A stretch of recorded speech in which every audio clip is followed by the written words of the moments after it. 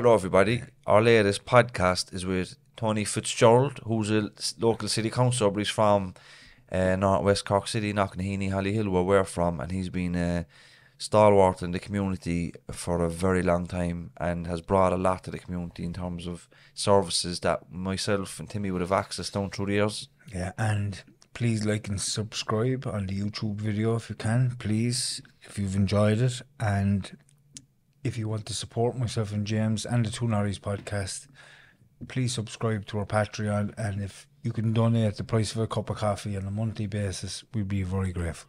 Yeah, and if you're listening to this is on a Saturday. We're in the Opera House tonight, so I hope people listening here might be there tonight. So if you are, say hi. And admittedly, this is a very regional podcast for our listenership outside of Cork City, but it was important for us to kind of stick to our roots for this one. So if you're not from Cork, you'll enjoy it also. So thank you. Bye-bye.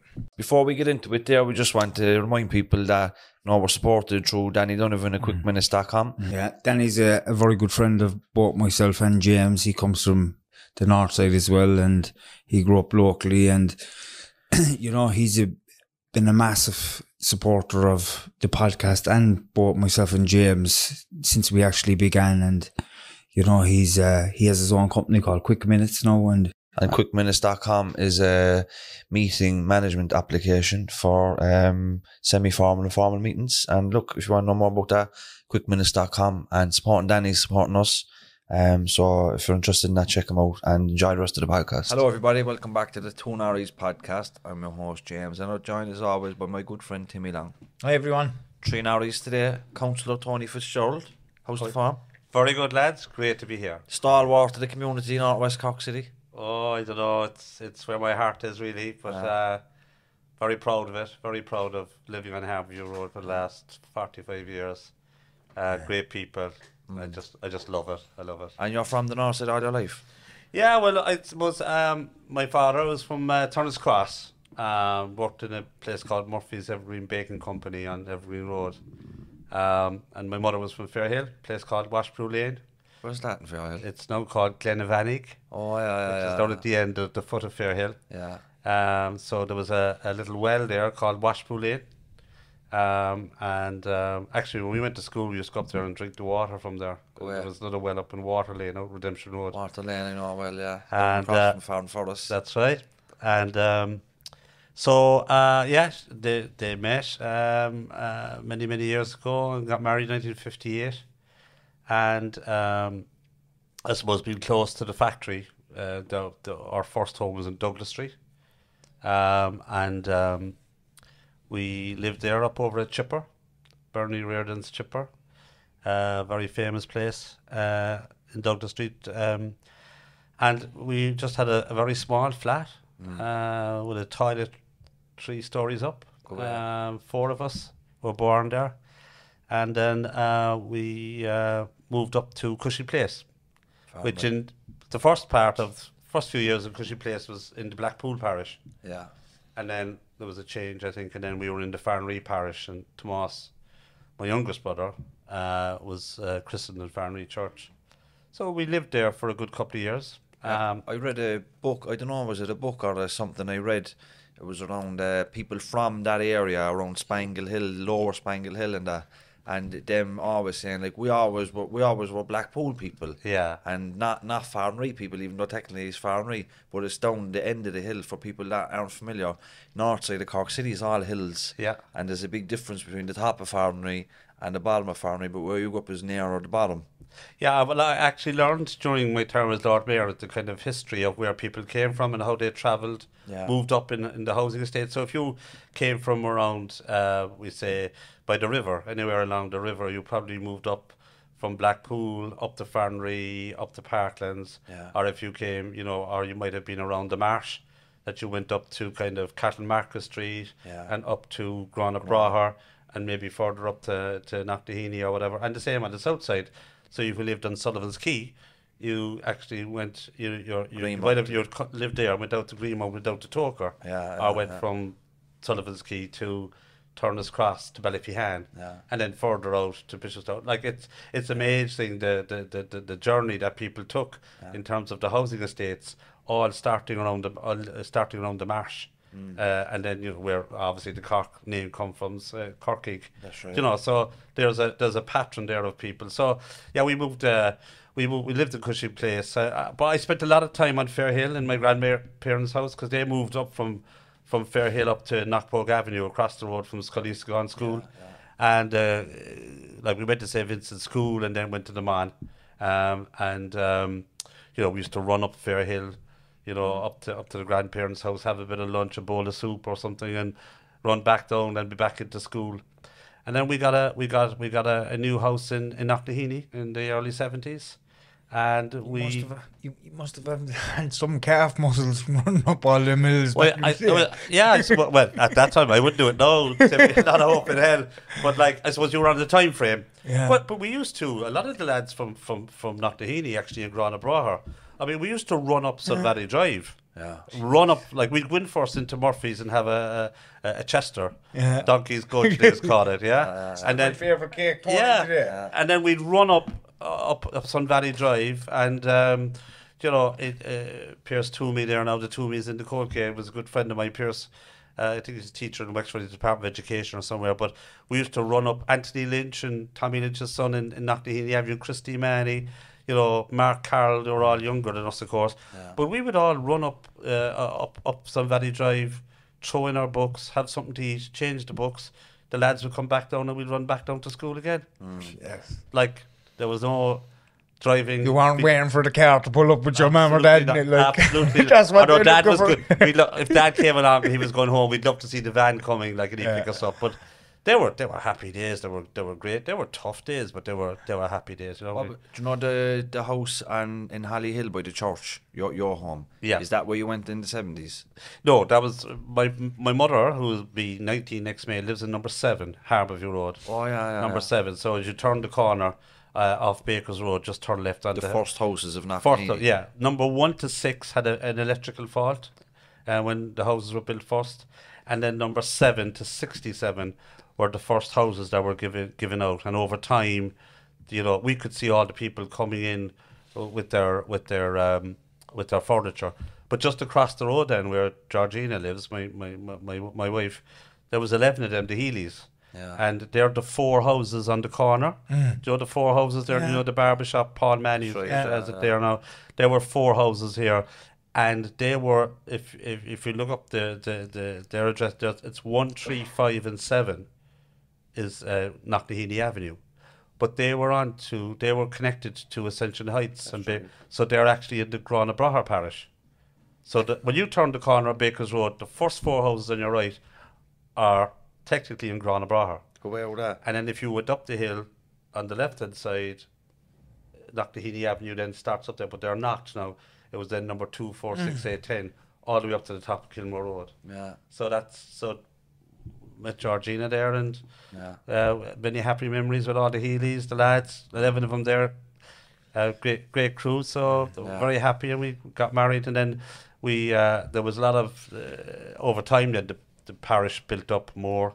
We didn't get married till 1985, and then there was kind of little sites up around Hollyville, and all those houses where he came from was actually a private development at the time, and then turned into city council or corporation, and so got married and built a little house there and the bungalow, and still living there, and very happy there. And we've Georgie and I, we have 2 daughters, Michelle and Deborah.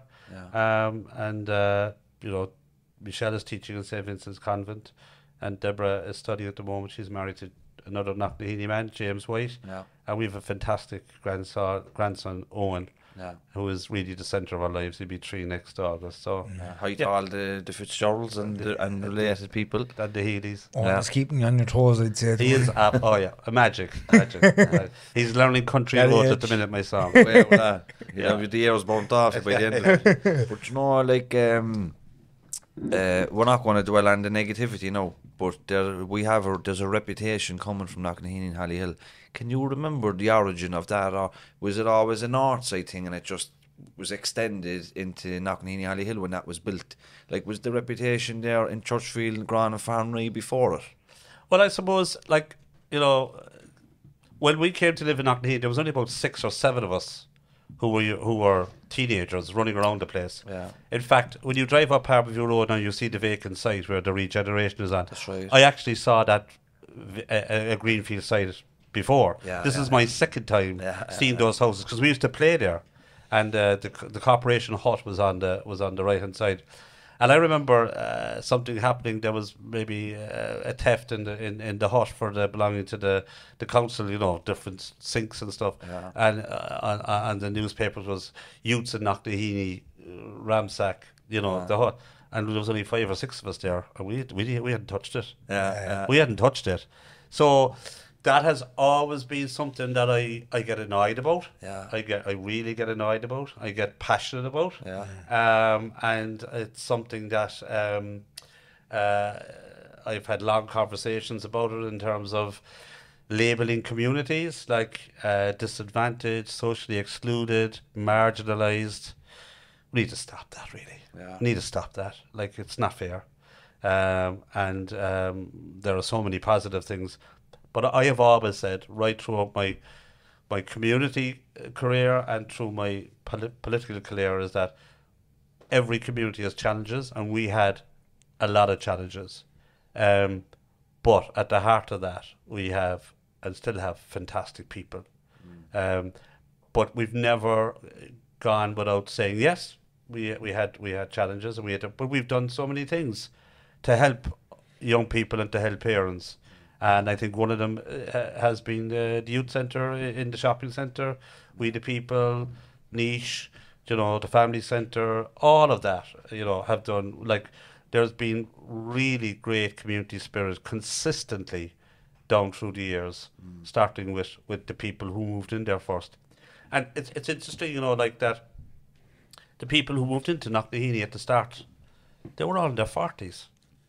Like, they were late 30s, 40s, because that's 45 years ago. So they're all... So my nan is still on Harvey Road on that side. Gold, yeah, absolutely. I remember Francie, her husband. Temple Acre Avenue. Absolutely. Grew up with all the girls, and the lads, and Claire, and everybody. Like, we were all... And they're all great friends, my parents and the Goulds were all very good friends, and good, because they all came from the same era. They all came from good stock. Yeah. Old school. Absolutely. And interested in music, interested in community. And you look back at a drop and a few pints. Although I never took it up myself for some reason. Did you? No, I never took it up. No, never did. I always enjoyed going to the pub with my dad and my uncles, and going. You know, he used to go over to the south side to his uncles and that, over to a bar called Canlan's at the corner of George's Quay, and I loved going over there with him. And there'd be a sing-song, and there'd be rings and the hams at Christmas and all of that. And you know, my uncles used to come back from Leeds, and my aunts, and there'd be great family get together. And no, I never took it up. Where does your passion lie around Knocknaheeny? What are you so passionate about up there? I have a great sense of belonging to the place. I have a great sense of being part of the community and being part of people's successes and their bad times and their good times. I love living in Knocknaheeny. I actually love it. And even when I was Lord Mayor, no matter where I went across the world, and I travelled a good bit, you know, not as much as I would like to, but whether I went to parts of the city, north side or south side, the first thing I always said, I'm Councillor Tony Fitzgerald, I'm the first citizen of Cork, and I'm from Knocknaheeny, Hollyhill. And I was probably making a statement, you know, in that sense. Maybe I felt I had to. Yeah. But because sometimes we're led to believe that we shouldn't be proud of Yeah. where we're from, you know? yeah, People look down their nose a little bit on us up there. Yeah, I suppose like if you take an awful lot of people, you know, why would you why would you travel up to the north side? Why wouldn't you go to different parts of the north side? And I always say, look, we're one city. like we all have connections, like east and west of the city, north and south. Do you know what I mean? I built my team on a city of bridges. Do you know, during my term as Lord Mayor, a city of bridges, because you have to get over the bridge to get into town. Like you have to get over the bridge to get over to the south side, or vice versa. If people want to get to Mallow, they still have to go over the bridge. Do you know what I mean? East to west, maybe not, but I always said, look, we're like the bridges are made of steel and concrete, but we're people bridges. Like it's all about the people. We got to cross over, and we got to get there. But like at the end of the day, like we're all Cork, and we want to be Cork, and that's why the boundary extension, was a massive challenge for me as Lord Mayor and trying in helping to negotiate that with my colleagues in the city and the county. But at the end of the day, and I don't like the north side versus south side. I actually don't like it at all. I think that's been something that's gone. I think. Yeah. I like sometimes myself and James, we have a bit of crack about it, but like in general, I look at everybody from the city as completely Cork people, and that's it. Years ago, growing up, when we grew up in Knocknaheeny, there was this there was this south side, north side thing. But like as you get older, you start realizing like none of that even matters. It doesn't mean anything, and you just kind of grow out of it. But it's not as strong as it was back in the 90s and the noughties, there'll always be rivalry, and that's good competition. I mean, and the it's banter as well, like the Piercing versus the Glen, and all of that, the Bars versus whatever. I mean, you have like a basketball, you have Nemo or Demons and Neptune, but that's all good, healthy stuff, But like I think there's some people like to kind of label it in such a way that we're of a different class, but we're not. And as I said, the label and image of a community is very important. And I think over time, we've lifted that, and you certainly have done it. You've been part of that story, in terms of people putting down their addresses for a job. I mean, look at Apple. I mean, the European hub of Europe. I mean, it's a place like where there's going to be more development up around Nash's Boreen. The IDA have bought land from the council, and it's a statement by a worldwide company to say even 30 or 40 years later, we're staying here. Do you know what I mean? So how many people are coming up to the north side, up to Apple from all different nationalities, and I think it's my biggest kind of concern was to have young people, for them to be proud of where they came from. Yeah. And I'm including ye, because I had ye coming into the youth centre as young fellas coming into the youth centre. And we broke your heart too. Broke my heart to be. Do you want? I How long have we got? I broke your heart. Like. How long have we got? Like, but like I mean, I still have, I still have that passion of giving young people a chance. And one of the big things that for me is early intervention for children, and everybody having an equal place and a chance to reach their potential, whatever it is, whether it is in music or sport or education or whatever it is, but give them time. And it doesn't happen, I mean, I didn't go to college till I was, and I had the opportunity, my parents gave it to me, but I went into the regional after my leaving cert, and I got a permanent pensionable job as a porter out there. And happy days. Georgina had a job in the North Infirmary, so we were able to get a loan and build a house. And a year later, the North Infirmary was closed. No job. Georgina had no job. So we had to kind of, work a new management system with help from Pat and people down the credit union. Like, we got great support, and but like, it was difficult. It was very difficult, very difficult. But you've got to rise up to that challenge and give people a chance. What are some of your biggest accomplishments, things that you're really proud of that you've been a part of, or initiatives that you may have started within Knocknaheeny area, the north side of the city? What are some of the things that you've because I know you've been in the U Club since I can remember as a child. Yeah. You know, I think the library is fabulous. The library, yeah. I suppose, like, big smile in your face there. yeah. Well, I, it's more than a library, isn't it? It's a whole centre for people. I tell you now, lads, and honestly, like, you did break my heart. There's no question about that. But to see you going off every day on the trips that was organised by the youth workers, it was a team effort, and I honestly say that. I have a fantastic board of management around me who gives me the kind of mandate to manage the centre every day. I have a great team around me that kind of supports what we all believe in community, regardless of what the age profile is.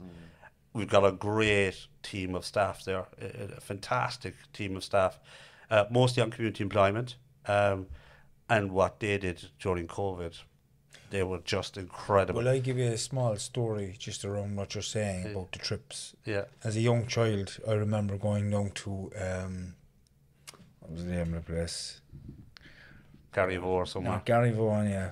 It wasn't Garryvore. Nice to Haven. No, it was whatever. I'll get the name of it. But anyhow, we went camping in the woods, and there was a community camping over there. Some boys don't camp. Yeah. Half of them went missing during the night.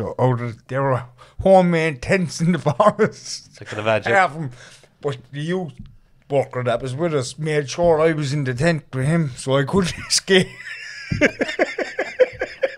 I couldn't escape out of it that night. Yeah. I'm fidgety. I couldn't. Yeah. Jesus Christ! But they were amazing. And to be honest, like, I mean, if you take the Garda community buses, right? You know, I mean, we had a lot of pressure. Dan Allen, do you remember Dan? Yeah, and Ned Kirby. Yeah. That's Joe Kirby's father. It is from the task force. But they were great. I Ned mean, was the lads, very good to me. Yeah, very, very good to me. Ned used to call over for had a Keith big as well. part to play in. He was my GLO officer. That's he right. had a big part to play me going to France when I went there as a teenager. Yeah. But do you remember Tony? Tony O'Connor. Is that his name? Yeah, Tony O'Connor was the first youth worker that came. Man? He's in the Department of Education now. He's a school attendance officer now. Would you believe he was one of these people early on in my life that gave me a lot of help, and I didn't realise it back then. But when I look back in my life, I see what Tony done for me. Tony even got me a job. Yeah. As a teenager, like and. Well, what we did then, I suppose, going back to your earlier question about the area, like what we did, I suppose there was a group, like we brought people together in the HSE, the Gardaí, the community, and worked together to see how we could give young people an opportunity to kind of progress. And I suppose, if you remember that around that time, there was lots of sport, which there still is. There was lots of majorettes and tamborettes and all of those groups. But there were groups of young people who didn't like music, didn't like art, didn't like sport, and we set out to kind of help those young people, and get involved in different things, and that's why we went off and formed the project. So there was fun. There was already a project in Rolandstown in Dublin, and there was a project in Myross, and so we went up and looked at those, and then we came back and we developed our own module of how we would work with young people. And it was very simple. You give the young people an opportunity, you give them a bit of space, you work with their parents, right, and you keep them active in whatever they want to do. And we went off and we one of the things we needed to do was to get a bus. Yeah. And we needed a bus, and we went up to Apple and went up to BG Turnkey. Remember was that, up there, yeah. They were up there. And Craig Anna were still there, I think, and we went to the credit union. And in the space of about a week, we got £15,000 for a Garda community bus. What year are we talking? I'd say we're talking about 95, 96, easily. Yeah. 95. So this is I have a picture of that bus at home. I have too. I caught it. And we're out half riding, all of us. Yeah. I had a fucking black leather jacket. You've a great memory, haven't you? I'm about to tell you. It's the picture. Sure, I remember the horses. What about this fella in Greece down in the Plain? I was Kinnicky. He was a cool character, though. I have those photographs. Yeah. I only showed your mum the other day. Yeah, some of the best memories of my childhood came out of that centre. We used to go horse riding, we used to go down to Kinsale, canoeing, down to Youghal. Like, some of the best memories, some of the best laughs we had, and people like, remember we broke Jill Carmody's heart doing that play. Jill McAllister, the English, she was lovely. Edel Foley, and then later Noel Kelleher. We were Noel's first group when he got out of college, and he's down in Farnry now, and very nice fella. Yeah. But some of the best memories we had, and it was always like, for that, and Timmy's mum and Smurf's mum Mary go over there for the food during the day. But the door was always open. It was a sense of ownership. Like, it wasn't like that belonged to the council. It was like, no, this is the community's, and there's my picture on the wall, and there's my friend's brother on the wall, and it was like, this is our space. You know? Well, you see, the story goes back to, like, just to finish on the trips, because how could we kind of organise stuff like that? So we got the money for the bus, but the problem was then that we didn't have money to maintain it or drive it, and we broke the mould. This is why Knocknaheeny has a lot of, a lot of people must have to rise to our standards in terms of what we've achieved. We actually broke the mould. We went to the department, right, and we went to the Gardaí and we said, we have this bus, but we want you to insure it, and we want you to drive it. And how many years later, how many buses have we had? How many now buses are in Ireland? But that was the challenge. Now, the only difficulty around that was a lot of groups then thought they could book the bus every or take people to soccer matches, and there wasn't that type of thing. But honestly, I was the one who was kind of getting the funding in for the workers and getting the wages sorted with Pat and all the other members of the board, and then but the CE going off into the bus, you used to come in first and have your breakfast, and then you'd go out into the bus and you'd be gone for the day, and your parents were delighted, absolutely delighted. But going back to the cafe, we got the building from Musgraves way back, and we were primarily running a youth service, okay. But we couldn't run the service as an alternative to school. So in other words, lads, when you were going to school, like you couldn't go up to the school and say, I'm not going here today, I'm going to the youth centre tomorrow. So I would have to go up and say to you, lads, no, you can't come in until after 2 o'clock, because it couldn't be an alternative to school at that early age. In later years, yes, but not at that early age. So we had fierce challenges with the Department of Education. But the minute you were out of school, you were into us, and off you went for the day. But the challenge we had then was the building was empty in the mornings, right? So there was nothing happening in the building in the morning until 2 o'clock. And your mother, Christine, and Marion Richmond, and Mary Murphy, and all of them were in fact the first full-time youth workers in the community. And I can say that with a heart and a half. I am 100% confident in this. Because what they used to do is, a lot of young people, a lot of parents used to take their kids to the preschools, and they had nothing to do. They didn't realise that they had something to do. So your mum and Marion just said, come on away over here. And they'd come over, and they'd give them teas and scones and have a cup of tea, and it turned out to be a kind of a social centre. And they were the ones, because they knew who the parents were. It was the informal stuff they did. Like Christine, but they had the initiative. Timmy's mum, Christine, would know what was going on. All right, James, everything all right? Or Mary Murphy, Anthony was her son, but she was always worried about him. But if he was with us, she knew he was okay, because absolutely. And it was like, as well as doing the food, it was that informal stuff, the hand around the shoulder, and that kind of communication and guidance, and a bit of a safety net for us over there. And it also built up their own skills, because they were actually making the scones, and just doing the sandwiches, and they actually built up skills within themselves, So I suppose in today's kind of youth work community sector, we can see, everybody, it goes back to our conversation with Sean earlier on, he's in the background there taping all this, but people brought an awful lot of practice to helping people, and then I suppose then the academia of the world was saying, well, you have to apply the theory. The professionalisation Yeah. of then kicked in. And when I didn't go to college, as I say, till late 30s, and when I went into class, you know, like I brought the practice. Yeah. Whereas I learned the theory off of the lecturers, which was brilliant, and I loved it. But it was very late in life. But I could, you know, I mean, I can honestly say, and that canteen, it's open 9:30 to 1:30 every day in the Hollyhill Shopping Centre next to Super Value. Call in for your bacon and cabbage. We'll have to charge, for that ad. Well, I'd say you probably owe us a fortune. You probably, I don't think you ever paid for your own teas and spoons, did you? I don't breakfast for the week. And Joe Sheehan is the chef up there now. And as well. Joe, look at that, great guy. And Colette and And Yvonne. Colette, yeah, and all look, and I can tell you what they did during COVID. I mean, like amazing work. I mean, you know, it was announced like, you know, in March this time, 2019, that people had to cocoon and, you know, older people couldn't come out, but then we knew of loads of people who needed prescriptions collected. James, you were the first. We put out the call. You came down straight away. Yeah. We had hampers to be delivered. We worked with penny dinners.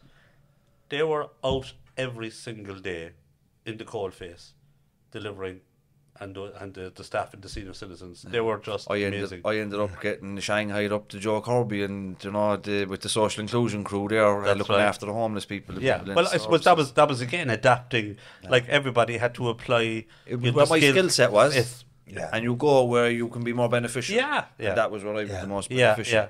Do you know, just to bring it back, you were talking about Ronanstown, that's Clondalkin, isn't it? Yeah. And Ross and Knocknaheeny, were they the original Garda Youth Diversion projects? They were the original Garda Youth Diversion projects, the first three in Ireland, Yeah. And it all came from a community base, and it was a new model. Like, it was about working with parents, working with young people, and allowing them, like, if they were, you know, look, I mean, I wasn't great at school myself. I mean, I enjoyed it, you know, and I wasn't, but I didn't play hurling and football and all that kind of stuff. But, like, you know, I have no regrets about school. But, like, I probably did learn in school the profession I have today. Yeah. Do you know what I mean? Because it was either French or Latin. Yeah. Do you know what I mean? They were the languages that you learned. Yeah. But I suppose I built up civic pride going to the man and that, because when we came to the Knocknaheeny, there was nothing up. It was all down. Like, you went down to the hut. Yeah. You know, to the youth club. You went down to the church in Grawn. You went down to Anne's shop outside the orthopaedic. There was a small shop there, and you went down to the mall. And there was nothing upwards. I mean, I remember I was up in Terence McSweeney this morning at 9 o'clock. They won the Gashke Awards, and the students are going to Strasbourg. That's right. I was up there this morning, and I remember playing in that in the field. And when you gave your speech, you know, in front of Micheál Martin. And then he came here. We arranged it that morning that you come in here, that he come in here. Like, I remember that as a field. You know, there was nothing above. But like at the end of the day, like, we're part of Cork. We're part of you know, being very proud of where we come from, and it's just to kind of give that label and image, which. I just cringe when I hear it. We've spoke at a lot of events around the country over the last few years, and, you know, a lot of the time, you know, what we get, people have pride now. Like, it's like, you know, in their group, let's say they're not from Cork, but then they're like, let's say you're working in for example, we were in Limerick prison, right? And we were going through the gates, and we were going to talk in the prison, and prison officer came over, says she was from Alburn Avenue. Right, and she was very proud to be from Alburn Avenue because of the association with the Norries and the term and what it meant. Like, that pride, I think that we've helped. I think with the Two Norries podcast, Absolutely. is like when we go to different organisations, if the person is a Norrie, they'll come over and they'll let you know. Absolutely. And then they kind of brag about it to the rest of the crew. Look at Denise O'Sullivan. I know. Like, the soccer tournaments, going back to Ned Kirby, right? Sure, we used to organise in the last fortnight of every summer a soccer tournament. They were the best days ever. Yeah. Aren't they? Oh, stop. And Denise used to get fairly competitive. And Denise, I remember Jill McAllister coming in, Jill, and she came in to me one day and she says, we've got a problem. I said, what's the problem? Well, she says, we've one girl with one girl has registered for all the soccer teams. And I said, what's the problem? So she said, well, I don't know, like, would she be able to handle, you know, the boy? So I said, just go up and talk to her parents, and if they're happy with her to play, let her play. And they always The rest is history. They always had a strong team from Courtown Park as well, because all the brothers, they were all good. John Paul and they were all strong. But if you look at people like Paddy O'Shea with Vincent, Ryan Sheehan fought for the world title there, and Paddy's there. Yeah, Mark Carroll for Harvey Road. Patsy Frayne. You know, although Patsy was from Baker's Road. He was 50 metres round the corner. 50, but you know, down the end of the Harvey Road, the park there, the Jerry or something. That's right. Yeah. I mean, all the soccer matches used to be down there. Yeah. I mean, Patsy is a great ambassador for sport. He lives in Hillcrest now, but he's. Do you remember there used to be a soccer tournament down by the Chapel Field in Grand Church? That was Father Nesson. Do you remember that? And Nate Kirby, the GLO used to, and Pat Cockery, they used to organise them in the Chapel Field. Yeah. There's houses there now, though, isn't there? There is. Yeah. And they used to have matches in it. The lads would play the guards. Do you know the community games, the soccer, is that still going on in Knocknaheeny? Not as much. Like, it's more focused on the teams that are there now. Like, no, but I mean, sport is very dominant. You know, Vincent's doing a great job. Great to get it back going. No, for the summer. We actually got beat in the final of penalties. Yeah. Back in 2000 no, not 2000. God, I'm giving my age away. It was probably 92, I'd say. 92 or 3. Yeah. It was a team based from Knocknaheeny. Half Knocknaheeny, half Blarney Street. What your man's name, Lynch from Harvey Road? Eddie was the manager. Eddie, He was our coach in fam. We got beat. We went into the subs and the fucking penalties in the game. Jesus Christ, there was more tears on the field after the game. Oh, yeah. We young kids, like, we cried. We used to have Derek Hagerty on goal for us. He'd be diving out of the wheelchair and all, like. Yeah. He was a great goalkeeper, like. But like, people, like, again, like, it's all community. Like, it's all, like, and then when you hear, you know, and in fairness, I think, to be fair, the media have really come on board, you know, particularly the Echo. I'd have to say this, they have come on board in, you know, their community pages, in you know, because they do highlight a lot of positive. And in fairness, I think, you know, I mean, I would be one to always kind of acknowledge what negativity happens, but also to say, well, there's a balance here, and things can happen anywhere all over the city. But we're all human, and people, you know, people travel different journeys for different reasons. They get into different circumstances. But like, I would believe and hope that you know, people who have come through the youth centre have kind of, you know, and I'm talking about everybody, like at all ages, like that they've learned something on the way that kind of gives them something to return back to the community. And I think you definitely, you can all mirror that. Gave us a place to be. Well, at the time, you probably didn't know, Timmy. You know, all you wanted to do was to be active and go out and you know, enjoy life, whatever it was. I mean, a bit of fun. But like, I mean, in my day, like, it was slogging apples, like, you know what I mean? But like, you know, everybody has a story to tell. You don't know the value of it until you get older. Exactly. And you're looking back and you think, you know, there was tough times, but there was some great times as well in that space, in that hall. Is it still like that, though? Do they still do the groups, and do they still go away for days out and stuff? Yeah, we've got Sean Mealy there now, Feroiga now manages the projects. We don't manage it anymore. We manage the building, so we can allow groups to come in and book a room and then head off, like, you know, because over the years across the community sector, people got very territorial. That's our room. You know, they're our furniture. There's a separate youth service then across the road. Yeah, and there's Youth Link. Point. There's Link Point, and then there's Youth Reach. So like, we've developed a lot of different services over the years, and it's not just for Knocknaheeny people. I mean, there's lots of people coming into Knocknaheeny now to shop, and they're coming into medical services. You know, they're coming into niche. They're coming into all different things. So like, it's a whole transition of people. Do you think that the reputation we had was in our favour in terms of investment in the area? You know, when I look at, for example, Mayfield, there's parts of Mayfield, it reminds me of Knocknaheeny in the 90s, just lack of investment in the area. They don't have half the services we have. The houses, there's lanes, alleyways everywhere. Is it like Knocknaheeny was always the one on the tip of people's tongue for the negativity? Is that why the investment came? Or? Well, I suppose, like, there's a number of ways of looking at it. I think, like, I'm very good to write a proposal for a project, you know, and put all in all the right words. Do you know what I mean? You know, and you could do all the stats or whatever. But I suppose the regeneration has been a huge project right? Massive project. And it's been very difficult for everybody. Very, very difficult.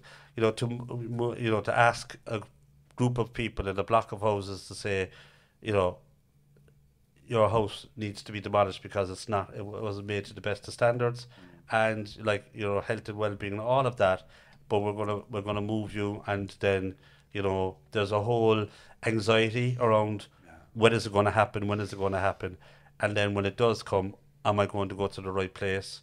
And am I going to be next to lose a sense of community? Yeah, but we haven't done that. From what I hear anyway, a lot of people who moved from Knocknaheeny down to other areas of the city or other parts of the north side would always say, I love the new house I got, but I never realised how close I was to running down to the chemist, running down to the shop, close to mass, close to the doctor. I never actually took that as an advantage. How close I was to my neighbours. Well, what we've tried. You're a good old trek, like. Yeah, we've tried though. In fairness, I think and the council have been good at this in trying to keep people together. But you see, as people get older, as I said, coming back to the point I made earlier on, people were in their 40s when they came into the houses. Now they're in their 70s and 80s. So we have to build the houses that meets their mobility issues. Yeah, true. But again, and then of course, we set up a whole strategy around. It wasn't just about the houses. It wasn't just bricks and mortars. It was also about the social element of it. So now we've a funding coming in called SEEP, Social Economic Environmental Project, and we make a proposal to the department every year for sport, for education, for health, under different banners, and that's been delivered as well as part of the two strands, and that's been rolled out through Niche and through the early learning program. Let's Grow Together with Captain Harford, in the library, loads of places. So the money has been spent. Like some of the kids now going to Strasbourg next week. We've been able to give them an opportunity. What about the Meadows, which is another development on the outskirts of Knocknaheeny? That's a huge area. Yeah. Do you think that they need their own services eventually? Well, their own youth service and shops and stuff. The challenge for the Meadows, James, was that the line across Kilmore Road one foot was in the county and the other was in the city, and that was a county council development, right? And it started off as private. Now it's a whole mixed development, but since the boundary extension, it has kind of changed, So we've lots of the projects are working with the fantastic people up there, and there's a great community spirit there. But I think when the road changes up around National Boreen, sorry, not National Boreen, by the Croppy Boy, coming down by Vincent's, you'll see a connectivity to it that won't have it out in isolation, because the houses, if you go up by the Croppy Boy, up by Vincent's, or the Old Man Field, there are now 6 houses built there on the left hand side. So that connectivity will be there. And then of course we've gained significant funding for the NorthWest Park. So that'll take in all around by the water tower, and it'll go down onto National Boreen and down into Is that going to be a local amenity? Yeah, there'll be the NorthWest Regional Park. So we have the Ballincollig one, we have Tremore Valley. The next one is the NorthWest Regional Park. So what we've got to do at the minute, funding has been pretty well secured. It's a priority of the council. So what we've got, the council now has to go off and negotiate with people who own land up there. And there's a significant amount of people who have pockets of land to kind of open up, but we're on track. It'll take time. I mean, you'll be bringing the grandchildren up, and the kids up there, but like it'll take, and it'll probably build in phases. You know what I mean? Because there's a massive area. It'll go right down to Mikey Sull's pub. Do you know the new up by Father Collins and the fields around it was sort of the idea. Is that going to be what's that going to be an industrial? No, that'll be the park. The park will start all that land there. The land by the idea is further down. It's where the Dave McCarthy Road is swinging around. It's the land opposite that. That's kind of bordering Clogheen. Yeah, I know that land. There's fair bit of land there. Fair, yeah. massive. That's just, Is that behind the Halton side? Yeah. Across Knocknaheeny? No, on the other side. on the other side. Yeah, on the just other side. across from the It's car, over. yeah. Well, it isn't near. It's overlooking it. Yeah, It's kind of looking over into Kildare that way. yeah, But yeah. if you drive up and come down the Dave McCarthy Road on the new road, it's that land opposite that. Yeah. It's probably more closer to Nash's Boreen Yeah, on that side. I know the On one, that yeah. side. Is that going to be an industrial estate? Or is Well, it the IDA have bought it. There's obviously commercial sensitivities around it at the minute, but we nearly know who's going to get it. Like, Land is like that, like. yeah, Land is, sloping down, yeah, slopey. yeah. That's why it was so cheap. There was a lot of it there. Oh, when- it was the current market value. Was it? Yeah, and it was it was everything was done pretty well. Yeah. But like I suppose what it does is that the IT sector is making a worldwide statement, that they're here to stay. Yeah, Do you know what I mean? So if we can balance that with a beautiful park to the next of it, the Jobs for future, the community, yeah. and like the city is expanding northbound. I mean, it's heading northbound onto out into Killeens and onto Blarney and onto Tower. Right, Like White you Shore. can't go the other way because you're into the sea. Yeah. Like so, the new boundary extension is kind of that's the connectivity. There's you know? huge developments there between Ballyvillan and Whitechurch, and that's where all the people that grow in our area, when they grow up and they're getting houses, they'll be living as the north side grows out. But isn't it great to be from the north side? Sure is bad. It was a Even pleasure. matching jumpers. So lads, tell me, can I ask you something now? Of course you can. Like, as young people going through and using the youth centre as young people, do you find that was because like for us in the project to kind of know what people went through it and how, like, did you find yourselves that it was that a place of benefit to you, or did you realise at the time, or Well, I listen, and I always say it, and I'm not just saying it, you're here. Some of my best memories of my childhood was in that youth centre. Yeah. Where I used to come home from the man, drop the bag and go. Out of my mother's hair, and we didn't get on half the time because I was in trouble in school. But in the youth centre I wasn't in trouble. of course Celine with Hurley was there, is still there. Celine came on then later. Yeah. I remember when Celine first came, there's a lot of tragedy in the community at the time through drugs and overdose and suicide. And I remember when Celine came first, we were all weak for Celine. But I become good friends with Celine over the time, and I remember I used to call over to Celine when I was in the throes of addiction, desperate. I know I call over for a cup of coffee years down the line in a better place. So like that's why we get into the community work, so you can see the progression of people over time, and people come into the youth centre in difficult places, but they're not judged. There's nobody trying to get at out of them. Only, do you want a cup of tea? How can we help you? And that's the best thing about it. Yeah. For me, it definitely played a massive part in my life growing up. But my mother working in there inside in the canteen, we'd go over there to get fed a lot of the time. Chips, she'd look cheese, at and curry was the big thing, wasn't and it? fry ups, and the soup even. But After 11, we never served chips before 11. Officially. But even just being a part of the youth club, I met some fantastic people in there, and there are people that I look back in my life and I'm able to realise how much of a part they played, how much of an influence, a positive influence they were when I was going through difficult times in early my teenage years. And I'm very grateful for that. And just even to have something to do, be brought to the beach, be brought horse riding, be brought down for a game of pool. That was a big deal for kids back then, because we wouldn't have had the finances to be able to do that stuff back then, because we hadn't got the money, and to be brought away. And it gave us a real sense of, just belonging to something, and it showed us as well that people actually cared. That was a big deal too, Tony. And even my generation before you, because you're a little bit younger than I am, we actually didn't have that at all. Do you know what I mean? We didn't have anything like that, because facilities weren't there. They just weren't there. But children need a place to hang out, don't they? Yeah, they do. And of course, and then now today it's very hard to get young people to come in and play pool, and like there's a total change in all of that. You have the Xbox and the phone today. Yeah. Playing a game of pool is not going to take. You know yourself. And can I ask you this, lads? Do you know inside in the room 2 where the pool table was? Yeah. Do you know up in the ceiling, like that was me? The pool table, the pool sticks were stuck through the. Did any of you do that? Did you? I did it 4 or 5 times, I'd say. Well, they still need to replace. You know that?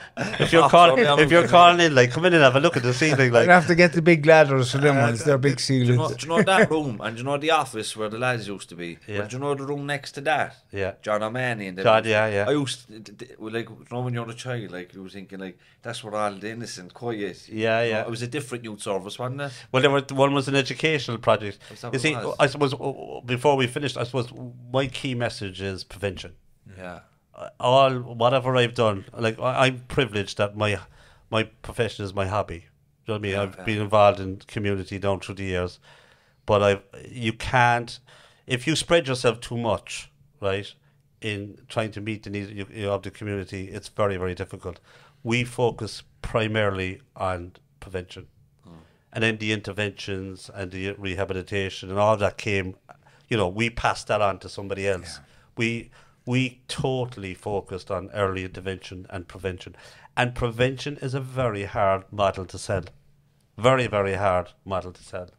And because our landmark to the government ages at the time was that, well, if you give us £40,000 or €50,000, we can make sure that those people don't end up within your services. Yeah. Because they used to always say to us, we fund guards, we fund prisons, and we fund courtrooms.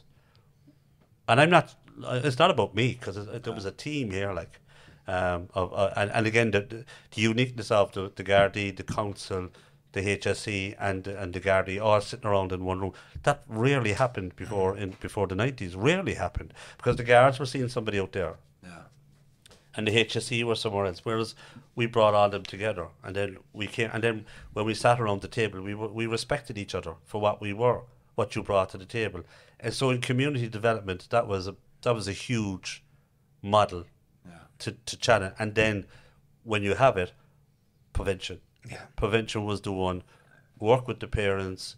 You know, we always took the parents out as well. Martin Ryan, that was another guy. Where we had photographs of taking the parents out. And being part of and the parents coming down to watch the soccer and all that. So it was always about, so when the JLO was called to the young people, at least the parent could say, well, where can I send Tony? Do you know what I mean? Where can I send Johnny? Oh, well, we have a place here for you, and this is the model to go. So prevention, if there was any message to be learned from today, is that it's about working together in communities, and all of us having something to contribute. But if we can get in early prevention in children and something, as again, when I was Lord Mayor or something, I kind of, tried to push as much as I possibly could. But like early intervention, no matter what it is in life, like, and people, everybody has skills and talents, whatever it is. It can be like Sean there doing the IT behind the scenes. Everybody has something to offer. 100%. But it's about giving them the opportunity. And that's what we were about. And that's what we're still about, even though we're all getting a bit older. Yeah. Do you know? But look, I just want to say that we're genuinely, he did break my heart, but it was a good thing. But when I used to see you getting on the bus and heading off, I said, thank God they're gone till they come back. But like, you're a credit to your family and to your parents, past and present, God rest them. And and like, when I see you there at different events and I see you on television, like, that's the hair stands in the back of my head. And we're always flying the flag for the area. We were Ryan Tuberty talking about Knocknaheeny, and me Al Martin talking about Knocknaheeny, and we bring it everywhere we go. This is we're from Cork, but this is this part of Cork, NorthWest Cork City. Yeah. Do you know what I mean? And just before we finish, I have an opportunity, I think, with all the development going on in Knocknaheeny and the investment and stuff. Like, at the moment, our studio's in the Marina Commercial Park. It's grand now, don't get me wrong, the studio's lovely, but it's not really us. Like, we should be up in NorthWest, we should be up where we're from. If there was ever an opportunity, or if you ever seen a space around the size that we could, not for free, we'll rent it, but like, we should be up where we belong, where we're from. Do you know what I mean? And have the two Norries sign that people say have ownership of. You're still looking for stuff, are you? Well, I am. You seize your opportunity. Maybe the IDA might give us a room. I'll do my best. I won't forget it. But look, absolutely. I mean, this is, and you never know what is being developed further. Coming down the line, like what's available. But And look, there's lots of other funding out there for different things, like, you know, and it's a matter of... Now, to be fair, now the council, Sandra Maher, and a few others did offer us space, but it wasn't like we had to take down the equipment and it was shared. Yeah. Like you see what the setup here, you couldn't be taking this down every time. It's just Yes, not practical. of course, yeah. You need your own space. Yeah. So if you ever come across something out of, you know, give us a shout. We'd love to be back up in where we're from. And come up and have your breakfast. Your chips, cheese and curry. Fish and chips. Salad chips on Friday. And healthy food options at affordable prices. It was a great gaff for a munch over in the senior citizens. Oh, yeah. Sure. I tell you, get the best of food and the best of crack over there as well. Sure. That I could tell you another story. There's another podcast in there. Absolutely. they are just amazing. Like that group is fantastic. And a lot of them probably watching, so hi to everybody. Hi to everybody in Knocknaheeny, especially the older people, the original people. And I hope everybody's done well. And thanks for being a guest. It's great to have you here. Nice one, lads.